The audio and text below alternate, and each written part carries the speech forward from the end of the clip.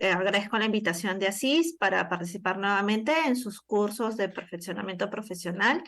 Espero que tanto mi ponencia como la ponencia de los próximos ponentes pueda incrementar los conocimientos y en los talleres que se darán al término del diplomado también se puedan adquirir mejores habilidades para las personas que trabajan o están interesadas, ¿no?, en conocer más sobre lo que es inmunizaciones y cadena de frío. El día de hoy yo voy a iniciar las ponencias con la presentación de la introducción a los fundamentos inmunológicos, sobre todo de las enfermedades inmunoprevenibles, ¿no? Cada ponente vamos a ir tratando las distintas enfermedades que se previenen a través de las vacunas disponibles a nivel nacional o a nivel internacional también, ¿no? El tema de hoy yo voy a tratar lo que es la meningotuberculosis y la tuberculosis miliar, que como sabemos son prevenibles a través de la vacunación BCG, la vacunación contra el meningococo y la vacunación contra la hemófilos influenza de tipo B, ¿no? Más que nada nos vamos a centrar en las patologías, ¿no? Queremos que con este módulo ustedes conozcan más sobre estas enfermedades para que tengan la base científica y el fundamento para dar sustento a ustedes en el día a día y poder sensibilizar a sus pacientes o los familiares de los niños que acceden a la vacunación. Y de esta manera podamos nosotros ir educando a nuestra sociedad de cuán importantes son las vacunas y qué es lo que evitamos con la vacunación, ¿no? Entonces, una definición de enfermedad inmunoprevenible son todas aquellas enfermedades que se pueden prevenir mediante el uso de las vacunas, ¿no? Nuestro calendario nacional ha aumentado a lo largo de los años, ¿no? Antes, hace más de 10, 15 años, no contábamos con la cantidad de vacunas que se cuentan actualmente. Actualmente ya nosotros contamos con 21 vacunas en el calendario nacional y también tenemos vacunas que no están dentro del calendario nacional, pero que podemos encontrar en las instituciones privadas, como es el caso de la vacuna meningococo, que es una de las enfermedades que voy a tratar el día de hoy, ¿no?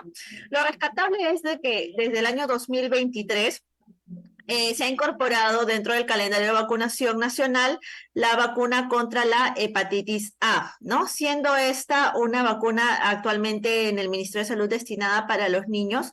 Todavía no se cuenta con una presentación para adultos, pero ya es un avance.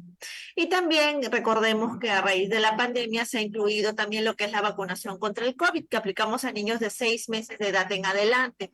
La vacunación de la viruela símica también es una vacuna que se inició el año 2022, pero aún todavía está limitada a los grupos vulnerables, ¿no? No está dirigida a la población en general. Pero esta es la lista de todas las 21 presentaciones de vacunas que protegen de más que 21 enfermedades, ¿no? Porque hay vacunas que son polivalentes, como por ejemplo la vacuna pentavalente que protege de 5 enfermedades, de difteria, tétanos, tosferina, hepatitis B y hemófilos influenza de tipo B. Entonces, una sola vacuna está protegiendo de estas 5 enfermedades. Al igual que la vacuna SPR, que protege de 3 enfermedades, sarampión, papel, rubiola, y está todo dentro de una misma presentación.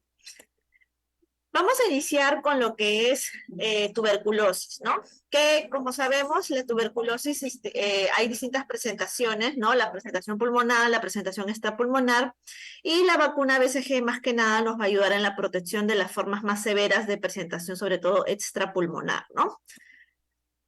Entonces, sabemos que en el país es una zona endémica de tuberculosis en muchos países de Latinoamérica, pero nuestro país es uno de los países que tiene más altas tasas de contagios de tuberculosis, a pesar de todas las estrategias que se hacen para la prevención, el control de la transmisión de la tuberculosis, tenemos altos índices de tuberculosis sensible, así como tuberculosis MDR y XDR incluso, ¿no? Quería iniciar esta presentación, sobre todo exponiéndoles este caso que sucedió en el año 2018, ¿no? Un joven muy brillante que fue la primera persona en traernos una medalla de oro en Olimpiadas de Matemáticas, ¿no? Tenía hartos campeonatos ganados, todo. Y cuando ya estaba más grande, él se fue a Brasil para hacer su doctorado en matemáticas, pero por los limitantes recursos, ¿no? Que tal vez él no contaba para poder solventar, ¿no? Su estadía ya. Lamentablemente no pudo tener una buena alimentación, ¿no? Y esto conllevó a que sea más susceptible, ¿no? Porque nuestro sistema inmunológico pueden haber varios factores que lo pueden alterar. Uno de ellos es la malnutrición, otro de ellos es que no estén las personas vacunadas, ¿no? Y por eso no tienen estas defensas generadas después de la vacunación y cuando están realmente frente al virus, frente a la bacteria, en ese caso ya se contagian y llegan a ser las complicaciones más severas.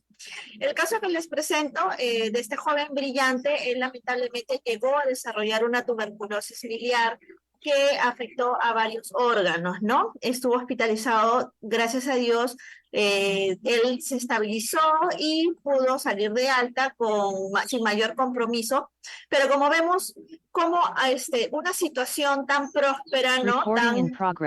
Tan próspera puede verse alterada después cuando una enfermedad, ¿no?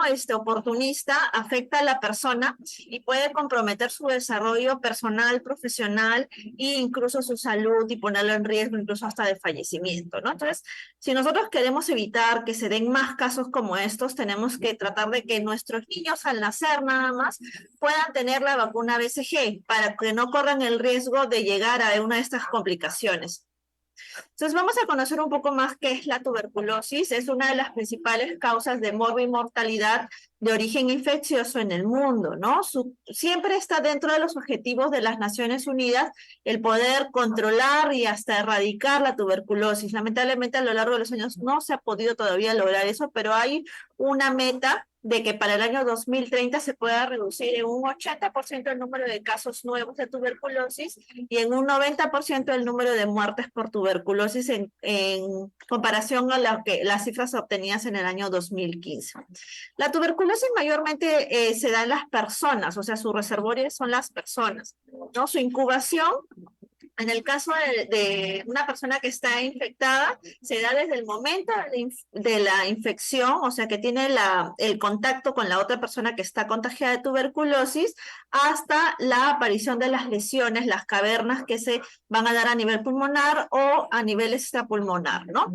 Y mayormente dura de 4 a 12 semanas, ¿no? El riesgo de desarrollar la enfermedad durante el primer y segundo año de infección es más alto, pero puede darse en que una persona haya tenido el contacto, la infección y no desarrolle la enfermedad hasta después, incluso años después. Quiere decir que esa infección se mantiene latente, como dormida, y años después, cuando hay otros factores que condicionan que esta persona ya esté con el sistema inmunológico débil, se active y desarrolle recién la enfermedad con las manifestaciones clínicas de esta, ¿no? Y va a salir el esputo positivo, va a comenzar a tener toda la sintomatología que la vamos a conocer, ¿no?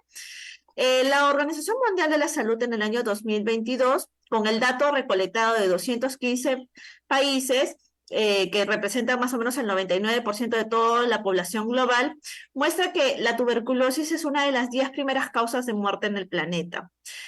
Más o menos aproximadamente 10,6 millones de personas fueron notificadas como contagiadas, ¿no? Aumentando esta cifra un 4,5% a comparación del año 2021 y 1,5 millones de muertes se presentaron en el año 2022. Se considera actualmente que 1 de 4 personas en el mundo puede estar infectada de tuberculosis y 10% de estos infectados pueden desarrollar la enfermedad a lo largo de toda la vida, ¿no? O sea, como les decía, ¿no? Que puede ser que uno de estos 4 esté con la infección latente y el 10% de estos puede desarrollar en algún momento la tuberculosis activa. ¿Cuál es el agente que genera la tuberculosis? En 1882, Robert Koch describió al Mycobacterium tuberculosis como el agente responsable de la tuberculosis. Esta es una bacteria, ¿ya? Es una bacteria aerobia, quiere decir que necesita oxigenación, es inmóvil, no es porulada, no genera, es de lento crecimiento, más o menos se caracteriza porque cuando se hacen los cultivos para detectar es bacilo ácido alcohol resistente, tiene una pared de lípidos, ¿no? Alrededor y esta pared le confiere bastante resistencia al frío, ¿no? O sea, por eso es resistente al frío. y también la ayuda bastante a que no sean fácilmente destruidas por los macrófagos, que son unas células de nuestro sistema inmunológico, que es como nuestra primera defensa, podría decirse. Y como les decía, en algunas ocasiones esta bacteria, ¿no? Por todas estas condiciones que le describo que le permiten sobrevivir, puede mantenerse en nuestro organismo latente durante muchos años y no generar todavía la enfermedad hasta tiempo después.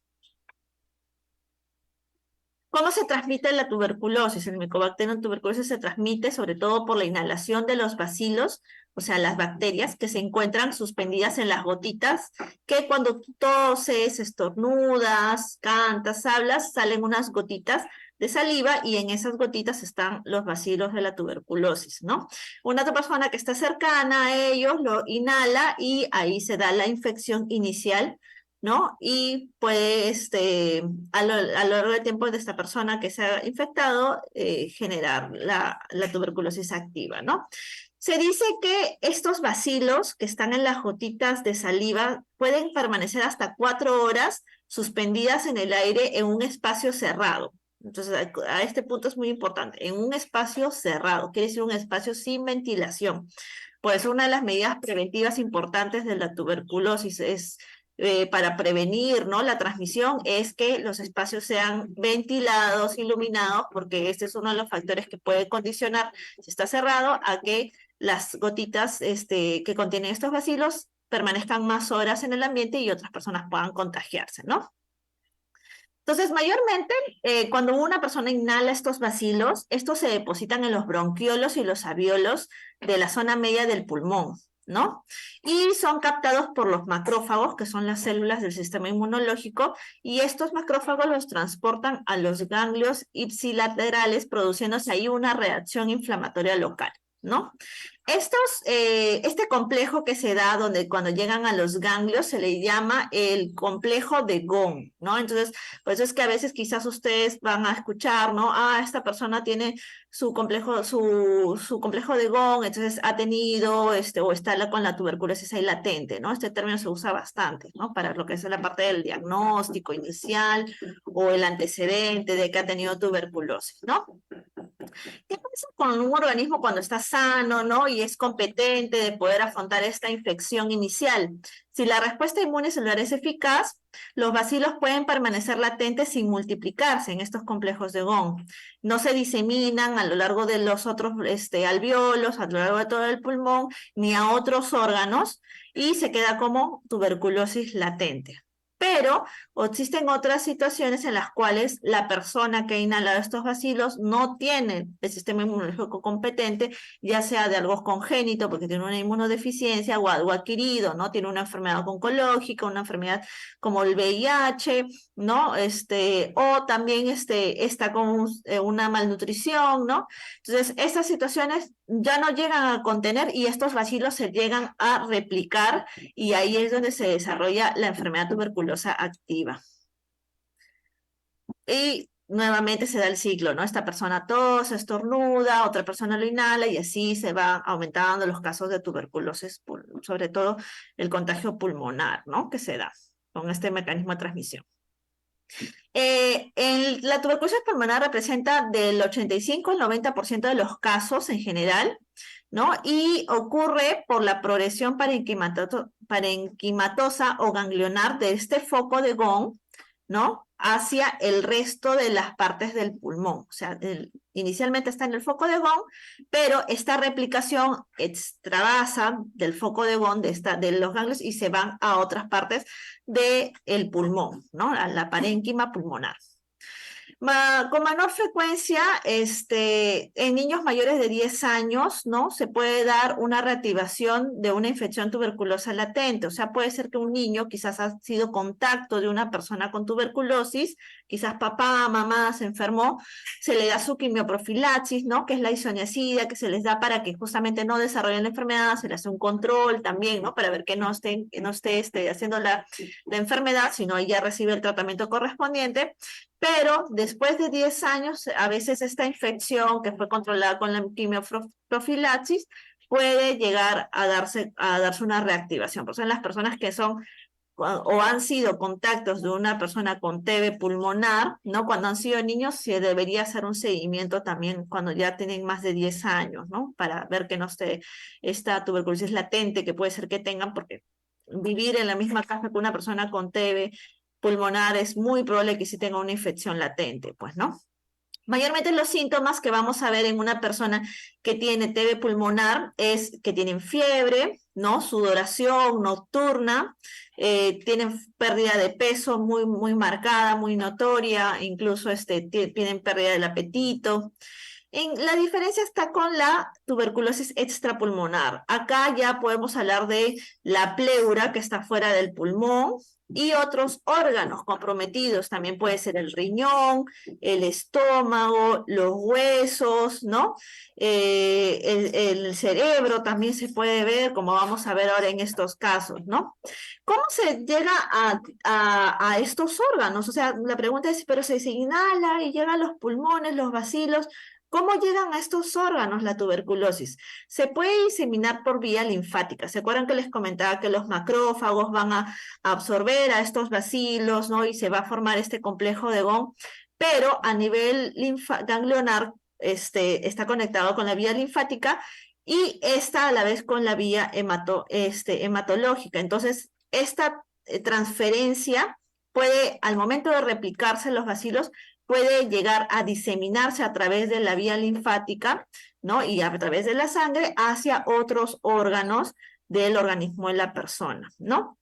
Entonces, los casos, como les mencionaba, los más frecuentes son la TB ganglionar, la TB renal, también hay TB de los órganos reproductores, en el estómago, ¿no? Entonces, ahí va, en el ojo también se han detectado casos de TB ocular, ¿no?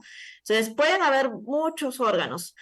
Y las manifestaciones más que nada se van a detectar porque estos órganos van a comenzar a hacer sintomatología, ¿no? Y al momento de hacerle ya sus pruebas diagnósticas, se va a detectar que está presente el Mycobacillum, el Mycobacterium tuberculosis dentro de estos órganos, y ahí es donde se tendría que ya dar el tratamiento que es para la tuberculosis. Más que nada nos vamos a enfocar en esta ocasión a lo que es la TB extrapulmonar, pero del sistema nervioso central, ¿ya? ¿Por qué? Porque la vacuna que vamos a tratar, la que es la vacuna BCG, más que nada, lo que previene es estas formas severas, que es de la tuberculosis que afecta a las capas, a las meninges, que es la meningotuberculosis, y la tuberculosis miliar, que es una forma diseminada, generalizada de la tuberculosis. Entonces, vamos a empezar con la meningotuberculosis. La meningotuberculosis, también conocida como meningitis tuberculosa, ya sabemos que es causada por el Mycobacterium tuberculosis y es cuando la bacteria se disemina al cerebro y a otras partes de nuestro sistema nervioso central, como en la columna también, ¿no? Y generalmente se da un patrón, ¿no? O sea, está a nivel pulmonar, se da esta diseminación a nivel cerebral, se puede quizás a veces controlar, pero se puede incluso reactivar para que nuevamente llegue a presentar la tuberculosis activa a nivel pulmonar, ¿no? Entonces, es como un círculo, ¿no? Entonces, una persona que ha tenido el antecedente de meningotuberculosis siempre tiene que estar controlado que no tenga una reactivación de TB pulmonar también. ¿Quiénes son las personas que son más propensas a tener esta meningotuberculosis? Son las personas que tienen un problema en su sistema inmunológico, como las personas que tienen el diagnóstico de VIH, sobre todo las personas que están en estadio SIDA, ¿no? De inmunodeficiencia, que es cuando son más sensibles a adquirir estas enfermedades oportunistas como es la tuberculosis. Las personas que beben alcohol en exceso, ¿no? Porque el alcohol, cuando son bebedores crónicos, ¿no? El alcohol genera un estado inflamatorio que hace que el sistema inmunitario se debilite. Las personas que tienen tuberculosis pulmonar, como le decía, por este ciclo que se da de reactivación, otras personas que tengan el sistema inmunitario debilitado debido, por ejemplo, a que tienen un tratamiento con corticoides en dosis altas y prolongadas, como son las personas también que reciben un trasplante de algún órgano, ¿no? Porque para evitar el trasplante se les inmunosuprime, evitar, perdón, el rechazo al trasplante se le inmunosuprime. Y las personas que tengan diabetes, que también es una enfermedad que puede llegar a generar inmunosupresión, enfermedades renales, ¿no? Todas estas condiciones de comorbilidades severas también pueden condicionar que una persona sea más fácil que adquiera la tuberculosis y si no es tratada a tiempo o no es controlada su patología concomitante que ya tiene de fondo, puede llegar a desarrollar estas complicaciones severas como la meningotuberculosis. ¿Quiénes también? Sobre todo las personas no inmunizadas. ¿Qué quiere decir las personas que no recibieron la vacuna BCG? Estas personas también son más propensas a que si llegan a tener la tuberculosis, puedan llegar a desarrollar la meningotuberculosis. El otro caso que les mencionaba es la tuberculosis miliar, ¿no? Que se le dice miliar porque lo que se observa, ¿no? En el pulmón de una persona con tuberculosis miliar son bolitas, bolitas así, como pequeñas semillitas así, que todo el pulmón está lleno de, como la imagen, como ven, puras bolitas, bolitas, bolitas, bolitas. Esa es la diseminación general que se han hecho, son como unos granulomas, ¿no? De pequeña tamaño, pero en gran cantidad, ¿no? En el caso de la tuberculosis miliar, hay una diseminación generalizada, ¿no? Puede llegar a generar estas bolitas en distintos órganos. Se puede ir al riñón, se puede ir al hígado, a la médula ósea, ¿no? Y incluso también puede llegar a generar la meningotuberculosis porque se puede ir a las meninges o incluso generar este compromiso cardiológico porque también se pueden presentar en el pericardio, que es esta membrana que cubre el corazón. Mayormente, ¿quiénes puede dar la tuberculosis miliar o quiénes son más susceptibles a llegar hasta tuberculosis miliar como una de las complicaciones? Son los niños menores de 4 años y los adultos mayores. ¿Por qué? Porque estos límites de edad son los momentos en los que las personas tienen el sistema inmunológico más débil, ¿no? Entonces son las personas que son más propensas a tener enfermedades y complicaciones de estas, ¿no? Una de ellas son justamente la tuberculosis miliar y sobre todo si es que la persona no ha sido vacunada. Entonces, por eso es importante que el niño hasta los 5 años de edad, ¿no? Que es normalmente la edad que van a vacunarse, estemos pendientes de que sí haya recibido al nacer su vacuna BCG, porque la vacuna BCG, como vamos a ver, que es una de las medidas preventivas principales, se puede aplicar no solamente al recién nacido. Si ustedes tienen algún recién nacido que no recibió por algún motivo, ¿no? Ya sea por un problema de salud al nacer, estuvo hospitalizado, fue prematuro y no llegaba el peso, pero salió de alta y lamentablemente no llegó a recibir su vacuna BCG, ustedes pueden aplicarle su vacuna hasta antes que tenga 5 años, pero con ciertas consideraciones, ¿no? Si es menor de 1 año y no hay ningún riesgo de exposición de tuberculosis, pueden aplicarlo sin una prueba de descarte previa, pero si es un contacto de un paciente TB, sí, lo ideal sería que se hagan los descartes respectivos antes de colocarle la vacuna BCG. Y si es mayor de 1 año, bueno, como somos un país endémico de alta tasa de contagio de tuberculosis, sí es mejor que así no haya el contacto, se haga el descarte respectivo de tuberculosis y si el pediatra descartó y ve que no hay ningún riesgo, le va a indicar su vacuna BCG. Tenemos hasta antes de los 5 años para poder colocarle si ustedes captan a algún niño que no tenga su vacuna BCG. Quienes también pueden tener con mayor frecuencia estos casos de tuberculosis miliar son las personas que tengan un problema en su sistema inmunológico, como habíamos visto las personas con VIH, las personas con diabetes, las personas con diagnósticos oncológicos, cáncer, o las personas que estén con algún tratamiento inmunosupresor. Ahí está. Entonces, ¿cómo se diagnostica la tuberculosis? Pues hay varias pruebas de diagnóstico. Las más conocidas son la del PPD, que es la prueba de tuberculina, donde se miden los milímetros después de la aplicación. 2 días después se observa la zona y se mide lo que es la induración. No solo la manchita, la mácula, sino la induración, porque esta induración nos va a indicar el acúmulo de macrófagos que se han generado ante la presencia del bacilo que se ha inyectado con la prueba. El otro es la baciloscopía por esputo, que es el BK, que le decimos el BK, que es cuando la persona bota el esputo en ayunas en un recipiente y esto pasa al laboratorio de microbiología y observan si es que hay bacilos de Koch o no en él. La otra es la prueba del IGRA, ¿no? Que es una prueba sanguínea en la cual está basada en la detección del interferón gamma, ¿no? Producido por las células T sensibilizadas. Estas células T, que son células de nuestro sistema inmunológico, se sensibilizan cuando están frente al micobacterio. Entonces, de esta manera detectan si están sensibilizadas y generan el interferón gamma, entonces es ahí que sabemos que ha estado la persona frente al micobacterio tuberculoso y por eso es más específica también que el PPD. En el caso de las radiografías, que es ya para ver el compromiso pulmonar, ¿no? En el caso de TB pulmonar se suele hacer la radiografía, pero cuando hay sospecha de TB extrapulmonar se hace una tomografía, ¿no? Para ver qué órganos puedan estar comprometidos, ¿no? En el caso de las radiografías para la TB pulmonar sí se va a ver, ¿no? Cuál es la lesión, cuántos lóbulos están lesionados, si hay adenopatías, ¿no? En este caso, si es que no ayuda mucho, también igual se solicita una tomografía para poder bien cuál es el compromiso, ¿no? Y también acá faltaba poder, para poder especificar lo de las pruebas de sensibilidad, ¿no? Porque ya cuando, esta es para diagnosticar si tiene o no tuberculosis, pero ya después cuando ya está diagnosticado si tiene tuberculosis, se hacen pruebas de sensibilidad para ver si el bacilo, el cual está infectada la persona, a qué medicamentos antituberculosos es sensible, ¿no? Recordemos que ahorita hay casos ya extra resistentes incluso a medicamentos y por eso es que se hacen estas pruebas de sensibilidad para darle el mejor tratamiento adecuado a la persona que va a recibirlo, ¿no?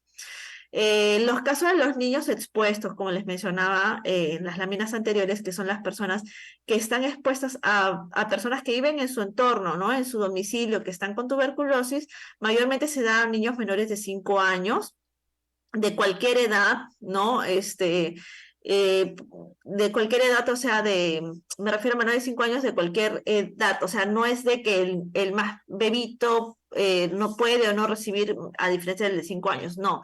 Cualquier niño que tiene algún contacto con una persona diagnosticada de tuberculosis tiene que hacérsele sus pruebas de descarte y tiene que recibir su quimioprofilaxis con isoniazida, ¿no?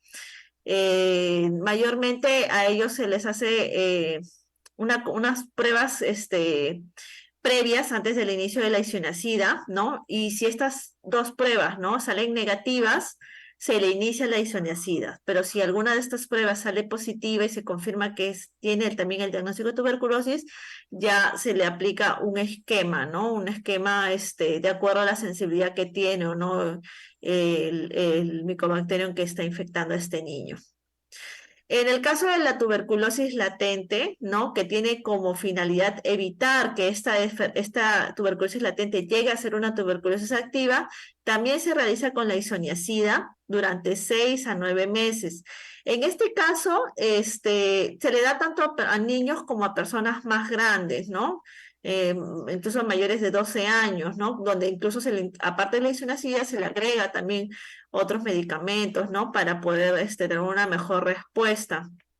Y de esta manera, pues evitamos también que no vaya a ser una resistencia también, ¿no? A la cepa, a una resistencia a otros medicamentos y que pueda después complicarse si llega a ser activa, pueda complicarse como si fuera una tuberculosis multidrogo resistente.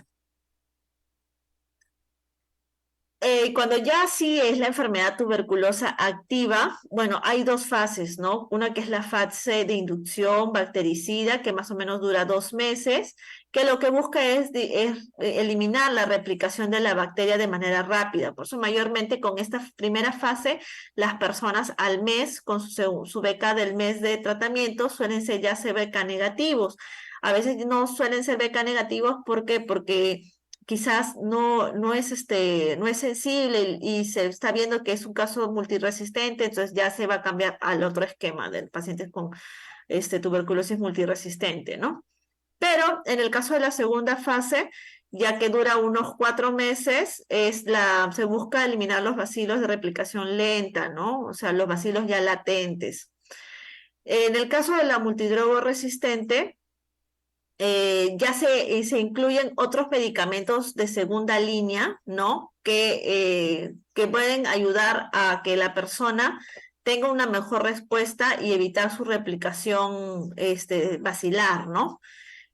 Mayormente se incluyen también fármacos inyectables, ¿no? En los cuales el paciente, a diferencia de la tuberculosis sensible, ¿no? Que el paciente va a tomar medicamentos vía oral, acá sí el paciente llega a recibir tratamiento inyectable y puede durar de 1 año y medio hasta 2 años, ¿no? Este tratamiento para personas con tuberculosis multidrogo resistente. ¿Cuáles son las medidas epidemiológicas que podemos hacer para prevenir la tuberculosis? Pues primero es fundamental es identificar a las personas que tengan la sintomatología de tuberculosis, ¿no? Si tiene tos con flema por más de 2 semanas, tiene fiebre, sudoración nocturna, una pérdida de peso considerable, notoria, ¿no? Falta de apetito. Entonces, debemos orientar a esta persona para que se haga su prueba de descarte, sobre todo si es una persona adulta, el BK, ¿no? Y de esta manera podamos también tomar las medidas de prevención en su domicilio para evitar que sus familiares se contagien, ¿no?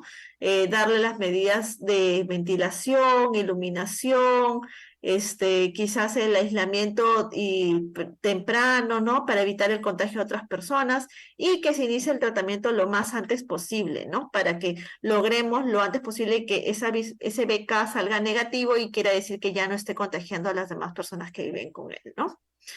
Y la otra medida preventiva, pues por normativa que sí o sí se hace a todos los recién nacidos con más de 1,5 kilos de peso, es la vacuna BCG, ¿no? Que es una vacuna viva atenuada que contiene el Mycobacterium bovis, que es un micobacterio derivado de la cepa original del bacilo de Calmette-Guerin, ¿no? Que es, por eso BCG, por bacilo Calmette-Guerin, y se utiliza desde el año 1921 esta vacuna, ¿no? Su aplicación es intradérmica, se administra una sola dosis en toda la vida, que normalmente debe ser al nacer, y su respuesta inmunitaria, o sea, su protección ya se ve reflejada de 8 a 14 semanas después de la vacunación. Por eso es importante también este dato, porque si tenemos el caso de una persona que tiene familiares con tuberculosis, tratar de que no tengan todavía contacto pues con el niño, ¿no? Hasta que esté en BK negativo o al menos que pasen estas 8 o 14 semanas después de la vacunación, que es cuando el niño ya va a tener una mejor respuesta inmunitaria debido a la vacuna que ha recibido, ¿no? Como les mencionaba al inicio, la efectividad de esta vacuna solo se limita a la protección de las formas graves, severas, que son la meningitis tuberculosa y la tibia diseminada. No tiene mayor impacto sobre la tuberculosis pulmonar, ¿no? Por eso es de que aún nosotros no podemos controlar la tuberculosis pulmonar porque la vacuna BCG no previene contra la tuberculosis pulmonar. En el artículo que les van a socializar, ¿no? Como parte del diplomado, les he incluido un artículo sobre este caso, un reporte de caso, por ejemplo, ¿no? Es importante por eso que sepamos también las contraindicaciones por las vacunas y que hagamos una buena anamnesis, indagación de las personas que vamos a vacunar antes de aplicarle, ¿no? Porque no solo por protocolo todos los bebés reciben, todos los bebés les coloco, siempre tengo que hacer un análisis de cada bebé a ver si está en las condiciones adecuadas para recibir la vacuna. Porque como les mencionaba, es una vacuna viva atenuada y hay que tener ciertas precauciones en personas que tengan alguna inmunosupresión, una inmunodeficiencia o riesgo exponencial, ¿no? Como son los hijos de madres VIH, sí, también es hijo de madre TB, porque a los hijos de madre con tuberculosis también hay que hacer un descarte de TB congénita al bebé antes de aplicarle la vacuna BCG, ¿no? Por ejemplo, ese artículo trata justamente de eso, ¿no? Entonces, ¿cuáles son los casos especiales para esta vacuna? ¿No? Les comento chiquito porque eso lo vamos a profundizar más cuando ya se tome el tema en sí, ¿no? Por ejemplo, en el caso de los hijos de madres con tuberculosis, la vacuna hepatitis B no hay ninguna contraindicación, puede recibirla, ¿no? Si tiene peso más de 1,5 kilos, si no hay otros signos de alarma, pero la vacuna BCG se tiene que realizar posterior al descarte de la TBC congénita, ¿no? Que hay neumología pediátrica va a ser quien va a intervenir, ¿no? Le va a hacer las pruebas de descarte al bebé, un aspirado gástrico para descartar la baciloscopía ahí, una radiografía, ¿no? Un análisis de la placenta, toda una serie, una batería de pruebas, y cuando ya descartó que no hay TBC congénita, recién va a indicar la vacuna BCG para justamente evitar un caso como el del artículo que les estaba presentando. En el caso de hijos con madre VIH, también tenemos que tener en cuenta el escenario en el que está. Si bien es cierto, al nacer el hijo de madre con VIH, no podemos decir que el bebé tiene VIH porque es potencialmente expuesto, ¿no? O sea, no quiere decir que sí o sí al nacer de hijo de madre VIH uno tiene VIH. Se va a hacer una serie de análisis a lo largo del primer año de vida para descartar si hubo o no contagio. Y con las medidas preventivas que se hagan en el parto, en la cesárea, se reducen notablemente estos riesgos, y el programa posterior, que es cuando ellos no dan lactancia materna, reciben incluso leche fórmula gratuita, se le dan las medidas, las recomendaciones a la madre para evitar la exposición del niño, pero tenemos que tener en cuenta estos dos escenarios, ¿no? Al nacer el bebé, nosotros tenemos que ver si ese escenario uno, o sea, que la madre está diagnosticada con VIH, ha recibido targa controlada durante su embarazo, ¿no? No ha abandonado su tratamiento antirretroviral del VIH, tiene una baja carga viral, ¿no? Entonces hay menor riesgo de exposición, puede recibir, si el bebé tiene 1,500 kg y está estable, puede recibir sus 2 vacunas. Pero si fuera el escenario 2, ¿no? Que fuera una madre recién diagnosticada de VIH y por ende no ha estado recibiendo targa o ha estado abandonando el targa, ¿no? Durante el embarazo, no ha llevado un buen control, quiere decir que su carga viral probablemente esté alta al momento del parto, solamente le administraremos la vacuna de hepatitis B, y la vacuna BCG quedará todavía postergada hasta que se le haga la primera prueba de descarte al bebé, que más o menos es al mes de nacido, ¿no? Si en esta primera prueba no hay ningún signo de alarma, ningún resultado que llame la atención, se le indicará recién su vacuna BCG. Entonces, hemos visto dos casos en los cuales hay que tener en cuenta, ¿no? Antes de la administración de la BCG, y ya sabemos a qué se debe, a todo este antecedente de cómo se desarrolla la enfermedad y cómo se puede diseminar, ¿no? Si es que no es controlada. Vamos con otra enfermedad inmunoprevenible, que es el meningococo.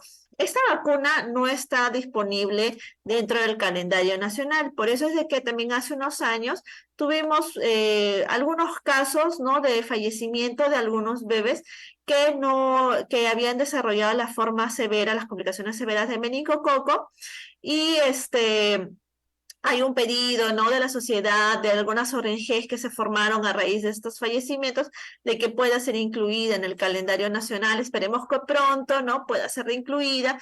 Pero normalmente la tasa de contagios de meningococo, casos de meningococo, no es muy alta, ¿no?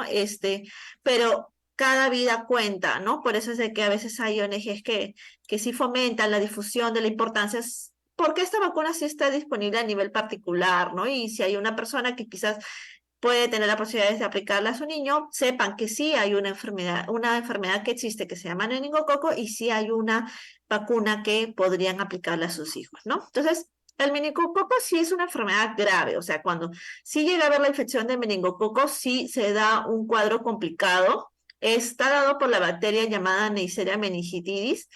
Puede causar la meningitis, es la infección de todo el revestimiento de la cerebral, de las meninges, que es las capitas que revisten el cerebro y la médula espinal.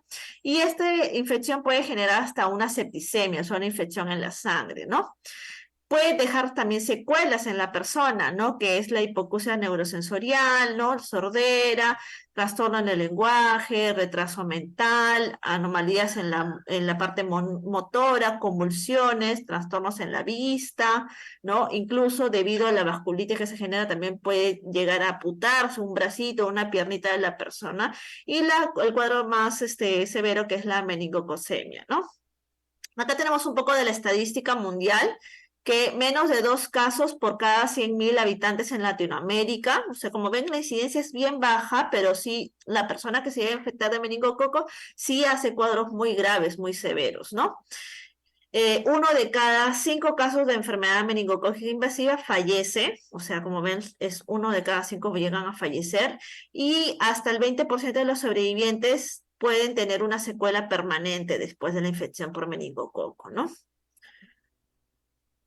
Esta es la bacteria, ¿no? La bacteria es un diplococo gram negativo encapsulado que puede estar tanto dentro como fuera de las células y en la sangre y en los leucocitos, ¿no? Su reservorio son las personas, somos nosotros, y lo pueden encontrar tanto en personas que están enfermas, que tienen la sintomatología, como en portadores sanos. Mayormente son los adolescentes y adultos jóvenes los portadores sanos, que a veces tienen el meningococo en la faringe y sin darse cuenta contagian a niños más pequeños, que son los que a veces suelen hacer los cuadros más severos. La susceptibilidad es universal, quiere decir que cualquier persona puede enfermarse de meningococo, no solamente los inmunosuprimidos, no solamente los que están en tratamiento de oncológicos, no solo las personas VIH o los niños o los adultos. Cualquier persona se puede contagiar del meningococo, pero sí hay ciertos grupos que llegan a hacer incluso cuadros más severos, sobre todo los inmunosuprimidos o los niños más pequeños, ¿no? Este agente, la Neisseria meningitis, puede tener varios serotipos, ¿no? Pero son 13 serogrupos, pero son 6 los que generan mayormente la enfermedad. Son los serotipos A, B, C, W, Y y X, ¿no? Estos son los que más casos generan de enfermedad grave por meningococo. La transmisión es igual que la tuberculosis, se da por las gotitas, ¿no? De saliva que quedan suspendidas en el aire y que otra persona las inhala, pero también se puede dar por besitos, ¿no? O sea, por eso es que a veces los bebitos se recomienda que no les den besitos, ¿no? Porque a través de estos besitos también se puede transmitir esta enfermedad, ¿no? Que como hemos visto, mayormente los portadores sanos son los adolescentes y los adultos jóvenes, ¿no? Eh, La sintomatología, una persona con meningococo suele tener fiebre, dolor en la nuca, que es un dolor característico para cualquier meningitis, porque la meningitis no solamente es dado por meningococo, ser dado por otros virus y bacterias que lo van a ir viendo. Este dolor en la nuca, que es característico en las meningitis, la fotosensibilidad a la luz, o sea que les molesta la luz, vómitos, ¿no? Dolor en los músculos, en las articulaciones, en la cabeza, desorientación, manchas, que son unas manchitas que vamos a ver ahora que son características en la meningococcemia, convulsiones debido a esta inflamación de las meninges, ¿no? Se presentan convulsiones y manos y pies fríos, porque justamente eso nos indica un compromiso vascular que a veces llega incluso hasta la amputación de los miembros, ¿no? Entonces, las complicaciones más severas que tenemos del meningococo justamente es que puede generar la meningitis y la meningococcemia, ¿no? Y estas dos complicaciones más fuertes de la meningitis pueden llegar incluso hasta el coma o la muerte, ¿no? La meningitis, que es la inflamación de las membranas que recubren el cerebro, el cerebelo y la médula ósea, y sitios como el espacio subaranoideo, que es el espacio que está por debajo de las meninges, ¿no? Donde normalmente circula el líquido cefalorraquídeo, por eso es que como vamos a ver, una de las formas de diagnóstico es justamente el análisis del líquido cefalorraquídeo para ver si se encuentra esta bacteria, ¿no? Es la presentación más común de la meningococo y la más rara es la meningococcemia, que es como vemos en la manito del niño, en el bracito, que se presenta sobre todo a niveles de la piel, se comienzan a observar estas manchitas, primero un exantema se pone rojito, eritematoso, y de ahí evoluciona a petequias, ¿no? Que son manchas más moraditas, y después equimosis, incluso ya la parte vascular comienza a evolucionar, ¿no? De que se genera una septicemia, una infección generalizada, ¿no? Entonces es un cuadro que sí puede llegar a la muerte mucho más rápido incluso.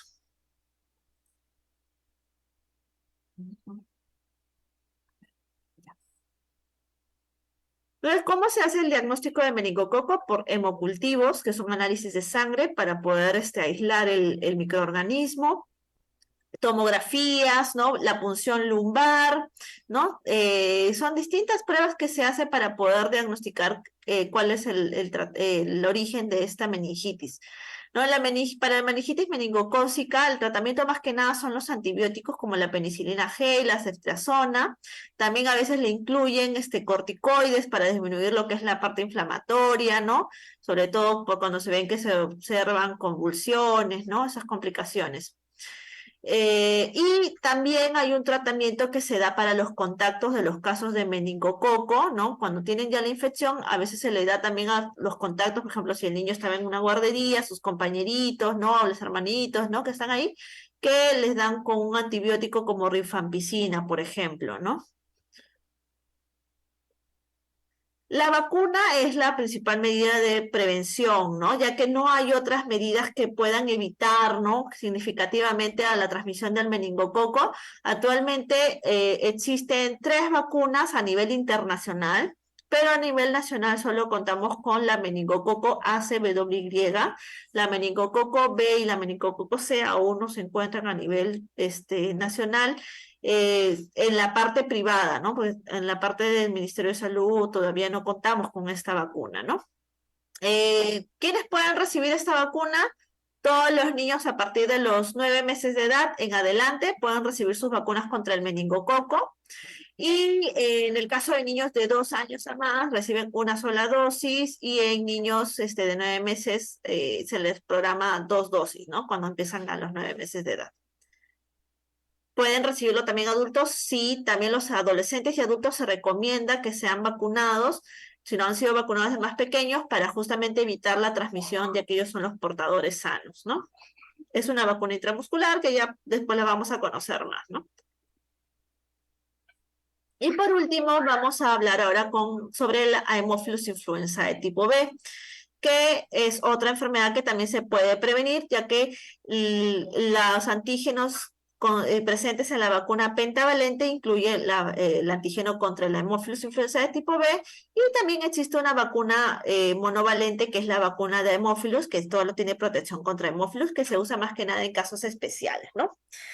Sobre la epidemiología del Haemophilus influenzae, porque en sí es Haemophilus influenzae y tiene sus subcategorías, que el otro es una de ellas es el tipo B, que está dentro de las vacunas, pero vamos a hablar primero en general como Haemophilus influenzae.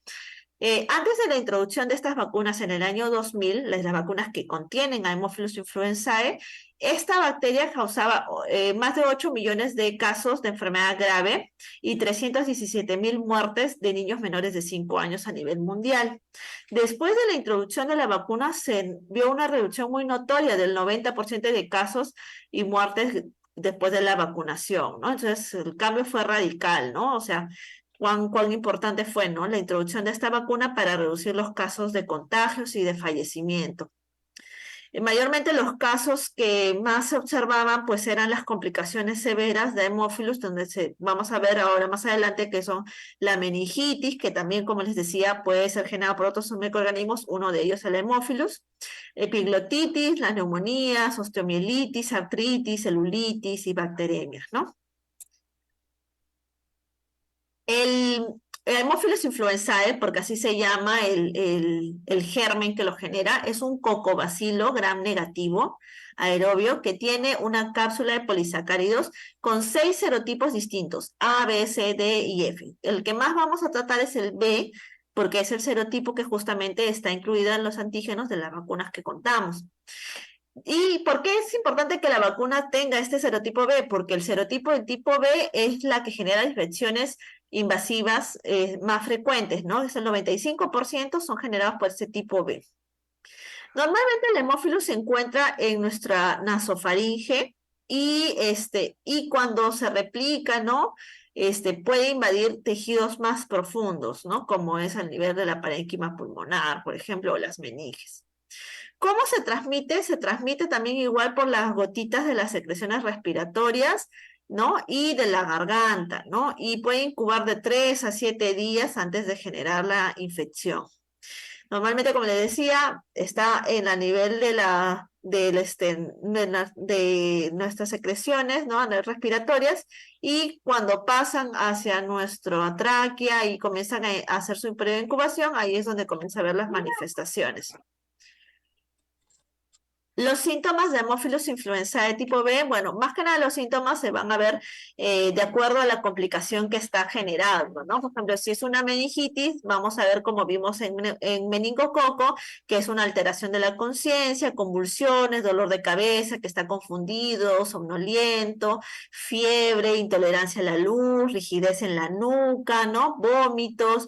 Entonces, estos son los signos bien característicos de meningitis y que ya con el diagnóstico, ¿no? Del aislamiento del germen se va a determinar si fue meningococo, Haemophilus influenzae, u otros gérmenes que también pueden generar meningitis. Como también puede generar neumonía, tenemos que saber que un niño que tiene neumonía va a tener fiebre, respiración rápida, retracción de la pared torácica, van a ver que se hunde entre las costillitas, sibilancias, ¿no? Que es un silbido que se escucha durante la inspiración, durante la respiración del bebé, tos, dificultad para respirar. Y si es un niño más pequeño, que a veces los síntomas son un poquito menos notorios, van a notar que el bebito no quiere lactar, ¿no? Hipotermia, ¿no? Está frío, no llora, no está, no, está como dormidito todo el día, ¿no? Y ahí se escucha un quejido también al respirar, ¿no? Aparte de la sibilancia, es como un quejido que se escucha, incluso llegan a convulsionar, ¿no? Estos síntomas mayormente se ven cuando ya está habiendo manifestaciones de complicaciones por Haemophilus influenza de tipo B, ¿no? Dentro de las complicaciones más frecuentes tenemos la celulitis, que es la imagen que vemos del niño que tiene hinchadito en la parte debajo del ojo, ya que esta Haemophilus puede afectar puede generar una sinusitis, ¿no? Y en los senos paranasales, y esta sinusitis al final, que comienza a aumentar, genera una celulitis también, ¿no? Una otitis, que es una inflamación a nivel del oído, una bronquitis, una conjuntivitis, ¿no? Debido al compromiso que está en toda esta zona. Y incluso una artritis séptica, ¿no? Que es una infección del líquido sinovial que está en las articulaciones, generando bastante irritación, inflamación a nivel de las articulaciones que se van a ver así como abombaditas las articulaciones, ¿no? Y va a generar bastante dolor. Y también tenemos complicaciones severas debido a hemófilos, ¿no? Las complicaciones más severas por hemófilos influenzae tipo B son la meningitis, que tiene una mortalidad del 3 al 6%, la epiglotitis, que es cuando se inflama la epiglotis, ¿no? Y es de un inicio repentino, comienza a hacer fiebre, inflamación en la laringe, tiene tos, dificultad para respirar, se escucha estridor, o sea, un sonido al momento de respirar que no pasa el aire porque está inflamada la epiglotis y puede llegar a un cuadro grave en menos de 24 horas. Otra complicación severa es la neumonía, ¿no? La neumonía que habíamos visto que puede generar, ¿no? Un compromiso pulmonar, ¿no? Grave. Y la sepsis, ¿no? Que ya es otra complicación severa, ¿no? Que genera fiebre, escalofríos, cansancio excesivo, dolor de estómago, náuseas, vómitos, diarrea, dificultad para respirar, ¿no? Confusión generalizada. Y esta infección pues puede comprometer ya otros órganos, ¿no? Un compromiso multisistémico si llega a una sepsis.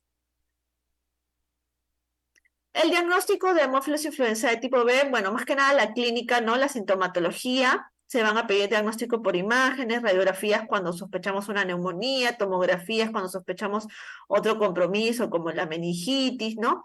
Análisis de sangre como hemocultivos si sospechamos la septicemia y líquido cefalorraquídeo, ¿no? Para poder ver, aislar el germen, ¿no? Si es que sospechamos también en el caso de una meningitis. Las medidas de tratamiento también son el apoyo con antibióticos, ¿no? Cefalosporinas por 1 o 2 semanas. En el caso cuando hay compromiso de neumonías, también pulmonar, se da un apoyo ventilatorio. A veces estos cuadros están internados en las UCIs, ¿no? Por las complicaciones que presentan. ¿no? Y quimioprofilaxis también se da a los contactos con la rifampicina oral, ¿no? Sobre todo los contactos que no tengan las vacunas completas que incluyan los antígenos de hemófilos, ¿no? Por ejemplo, un bebé que aún no tenga sus pentavalentes completas, ¿no? Entonces se le suele, y hay un caso, ¿no? De hemófilos en su hogar, entonces se le suele dar la quimioprofilaxis por rifampicina. La prevención, bueno, en el caso de la hemófilos, sí es importante que tengamos en cuenta, sobre todo, que la vacuna está disponible tanto en el calendario nacional como en el calendario internacional, o sea, privado. Entonces, no hay justificación para que tal vez un niño no esté protegido contra el hemófilos, ¿no? Normalmente iniciamos la vacunación de hemófilos con la vacuna pentavalente que se aplica a los 2 meses de edad, la segunda dosis a los 4 meses de edad y la tercera dosis a los 6 meses de edad, ¿no? Dentro del calendario internacional también hay países donde incluyen un refuerzo dentro de la vacunación de hemófilos a los 18 meses, ¿no? En el caso nacional no está incluido un refuerzo a los 18 meses, pero en vacunas privadas que cuentan con hemófilos dentro de su composición, les colocan nuevamente esa vacuna a los 18 meses, ¿no? Ese es en el campo privado. Y en el caso de pacientes con condiciones especiales, como los pacientes esplenectomizados, trasplantados, ellos también suelen recibir un esquema de vacunación contra hemófilos influenzae debido a la intervención que se les realiza, ¿no? Cuando es que le sacan el vaso, 15 días antes o 15 días después de esta operación, se suele recomendar tanto la vacuna de hemófilos influenzae tipo B como la vacuna meningococo para poder evitar infecciones oportunistas, ¿no? Debido a esta intervención que ellos están recibiendo, ¿no? Son las dos vacunas prioritarias que se colocan, por ejemplo, en esos casos. Bueno, esa es mi presentación sobre estas enfermedades inmunoprevenibles. Espero, no sé, haber tocado todos los temas que ustedes querían escuchar. Si no, quedo atento a cualquier duda, consulta que podamos conversar. Gracias. Eh, Muchas gracias, licenciada Fiorella, por la presentación del día de hoy. Sí, igualmente llamamos a las participantes si tienen alguna consulta, alguna pregunta con respecto al tema que ha tocado el día de hoy. Sería excelente que la puedan realizar en estos momentos, ya sea prendiendo su audio o a través del chat del Zoom. Sí, pues ahí podemos ver muchos agradecimientos de parte de algunas licenciadas por la ponencia del día de hoy.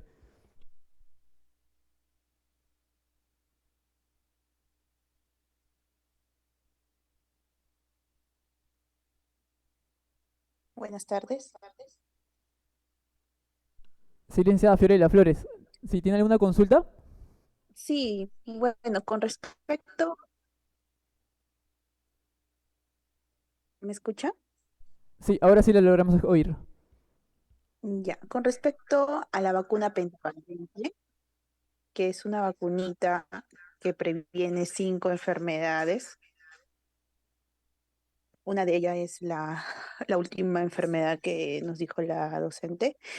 Si hay un pequeñito que tiene reacción a la pentavalente, y bueno, ya le tocaría su vacuna de influenza del año. Normal se podría colocar la vacuna, ¿verdad? De influenza, porque lo que nos habló es la vacunita de contra una enfermedad bacteriana, ¿no?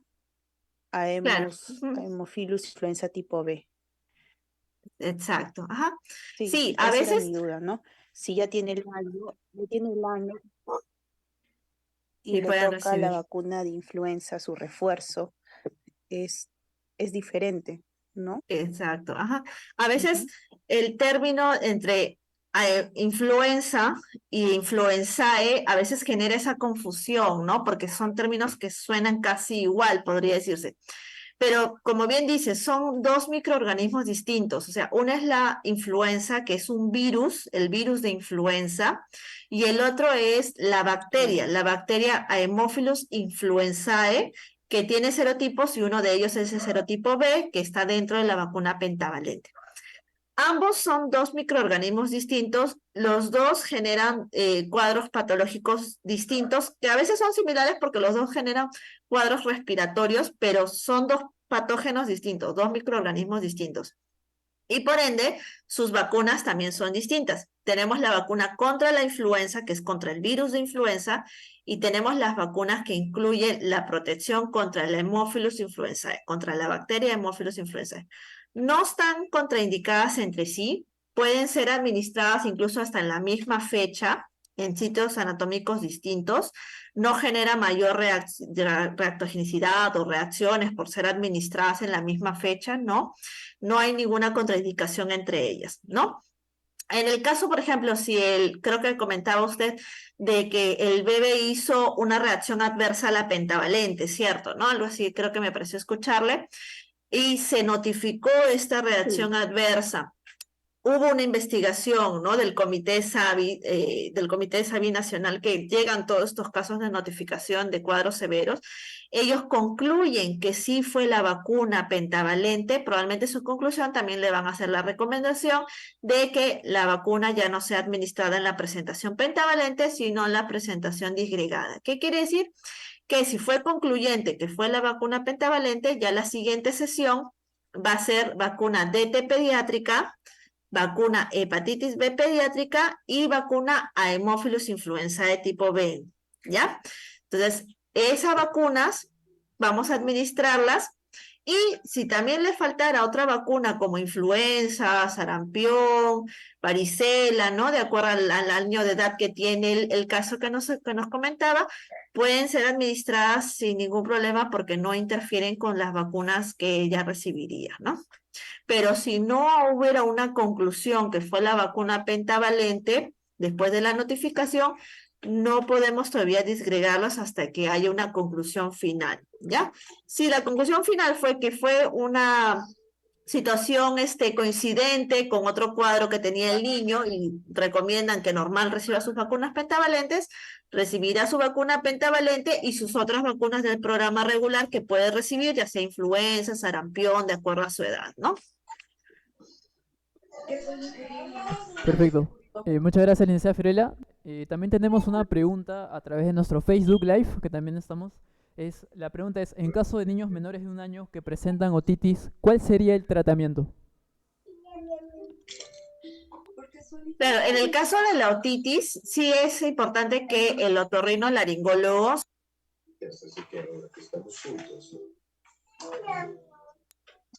¿Me escuchan ahí? ¿Sí? Sí, licenciada, perfecto, ahora sí. Ya, ok. Entonces, en el caso de las otitis, sí es importante que el especialista lo evalúe, ¿no? Porque es el especialista, el otorrinolaringólogo, ¿no? Él es el que va a indicar si es que la otitis requiere o no tratamiento antibiótico o no, ¿no? Eso es importante. Lo que quizás les hemos expuesto es como a rasgos generales, ¿no? Dentro de los protocolos de atención, qué es lo que pueden recibir, pero siempre esto se da a través de una evaluación médica, ¿no? Donde evalúan, ¿no? La parte clínica, las manifestaciones, la sintomatología que presenta, y también con las pruebas diagnósticas, ¿no? Que indican. Y ahí ya recién ellos deciden qué tratamiento va a recibir cada niño. Perfecto, licenciada. Justamente hay una pregunta en el Zoom de la licenciada Catherine. Menciona, a nivel nacional, ¿se tiene la vacuna contra el Haemophilus tipo B en presentación monodosis? Sí, sí existe la vacuna a nivel nacional del Ministerio de Salud contra el Haemophilus influenzae tipo B. Es una presentación monodosis que viene con un diluyente para ser reconstituido y pueda ser aplicado de manera intramuscular. Muchas gracias, licenciada Fiorella. Perfecto, ha sido una excelente presentación el día de hoy. Esperemos continuar en el programa con usted también, como siempre. Bueno, no sé si tiene algún mensaje final, alguna apreciación final. Sí, nada, invitarlos a que sigan participando en las próximas ponencias, porque bueno, este primer módulo estamos tratando de que ustedes conozcan más las enfermedades de las cuales van a proteger a la población con las vacunas que van a aplicarles, pero en los siguientes módulos ya vamos a ver más los calendarios, la parte de cadena de frío que es vital para que nuestras vacunas surjan la efectividad que necesitamos, porque no nada sirve si todo el esfuerzo que se hace para vacunar si la cadena de frío se rompió y no generó la inmunidad en la persona que estamos protegiendo, ¿no? Y al final vamos a tener unos talleres muy didácticos, muy participativos, donde vamos a hacer en vivo y en directo la simulación de una tensión, ¿no? De la preparación de los termos portavacunas. Entonces es muy, muy didáctico lo que se va a hacer a lo largo del diplomado. Y gracias por la invitación. No, gracias a usted, licenciada Fiorella. Bueno, vamos a